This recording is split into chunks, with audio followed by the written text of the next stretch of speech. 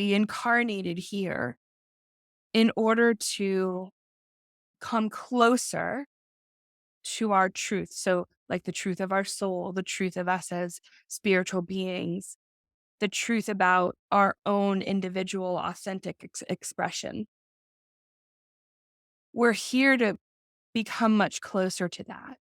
And specifically on earth, in these societies we're in, we're here to grapple with all of the conditioning and wounding and expectations and gender roles and society stuff that keep us from not only acknowledging our truth, but acting on our truth as well. And I know you know this in your own lives, and we see this everywhere. And certainly there's a movement, I think, going on in our society around being more authentic. The great resignation doesn't surprise me. People are quitting jobs because they say, I can't do this anymore.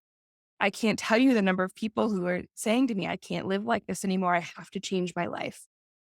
And for most people I talk to, changing their lives is this unabashed, raw, dramatic, desperate at times, ripping away of what is no longer true, ripping away of what you cannot sustain or maintain or pretend about.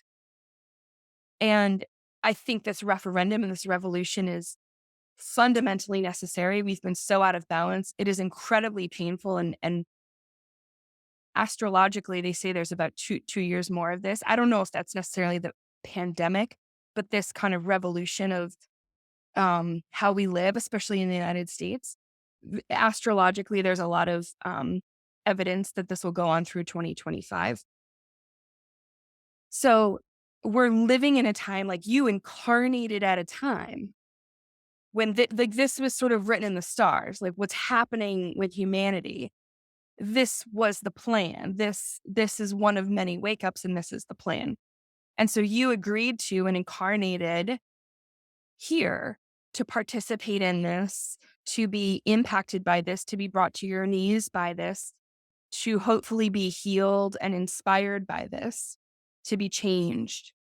And when we talk about relationship with truth, first and foremost, it's how do we acknowledge truth? What's our capacity, stamina to acknowledge our own truth? And then can we tell ourselves the truth?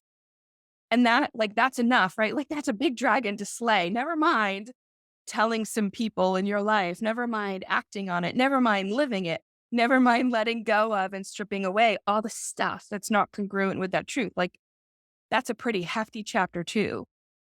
But this first kind of dragon of where is my truth? What's my process or modus operandi for engaging with my truth? And then can I embrace the truth? Because we all know that, and we're going to talk about this a lot next time because we're talking about intuition, but we all know that there are so many times that we know our truth. We know what we should do. We know what we're not admitting. And then we just push it aside.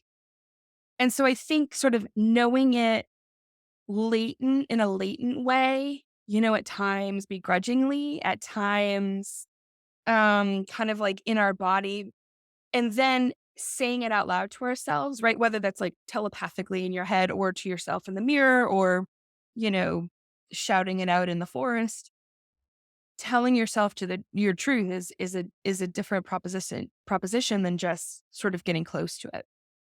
And we're going to, over time through this process, hopefully build good capacity, experience, and stamina around those two pieces. Because our truth, which really probably is just another way of saying our soul, wants us to have a conversational relationship with it. Like everything about the soul, everything about your spiritual self wants relationship.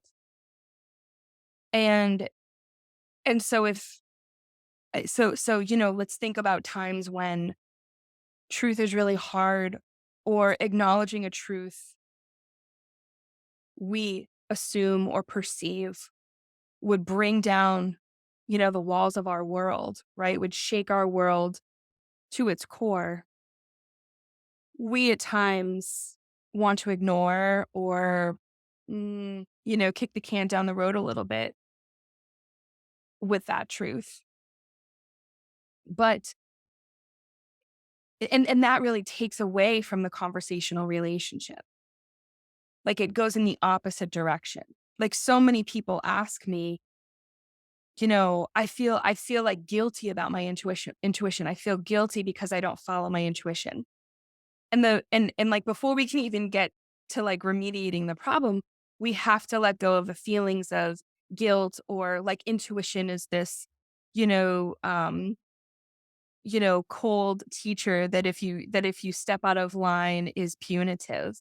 No, like your soul, its voice, your intuition, your guides, the universe, it's it's not punitive.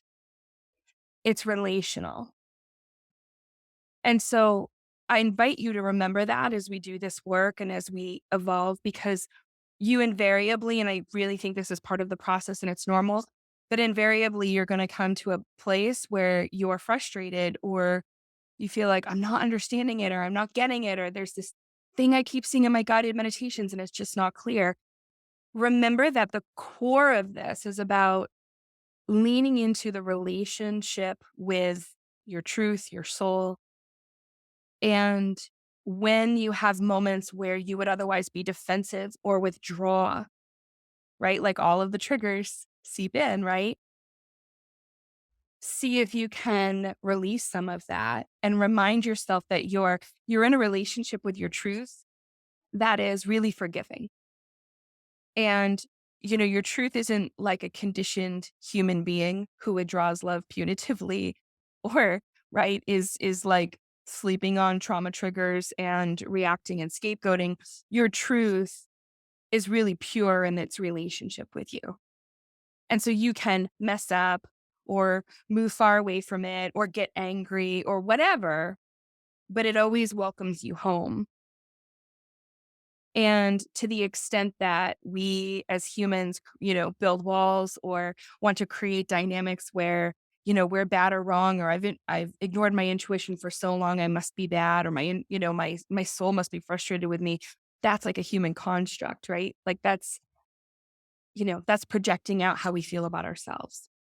And so this truth, this our soul, offers us a a a, a scope of unconditional love and unconditional inviting. Like I just think of like a light from a lighthouse, just steady, pulsating. Our soul, our truth offers this unconditional love. And the truth is most of us haven't experienced that kind of unconditional love in our lifetimes. If you're lucky, maybe you've had someone in your life who does, but we certainly don't love ourselves unconditionally. We're often better at, doing that for someone else than for ourselves. So when we think about this proposition of engaging with our truth, our souls, remember that some of what comes up is that as humans, it can be very unfamiliar to us to come up against a force that's unconditionally loving. Most of the stuff in your life is not that, right? It's something else. And sometimes it's something way egregious, and sometimes it's just something subtly different. But you're going to have a lot of almost unconscious, kind of buried in your bedrock, really reactions to trying to build a relationship with this truth, with your soul, because there's a part of this invitation, this unconditional love that is new to us and can make us not trust or assume that we're bad or look to blame ourselves.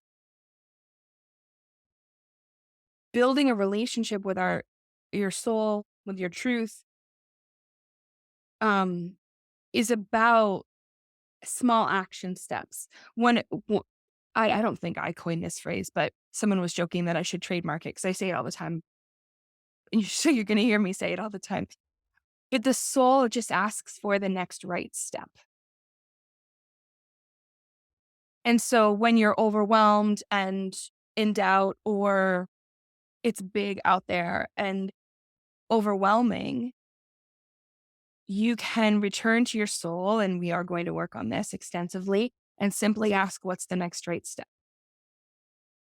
And the soul will teach you that in building a relationship with it and doing the next right thing, or taking the next right step, or acknowledging a piece of truth and then maybe acting on it, that builds this beautiful kind of, let's say, builds the muscle in terms of your relationship with your soul and with your truth.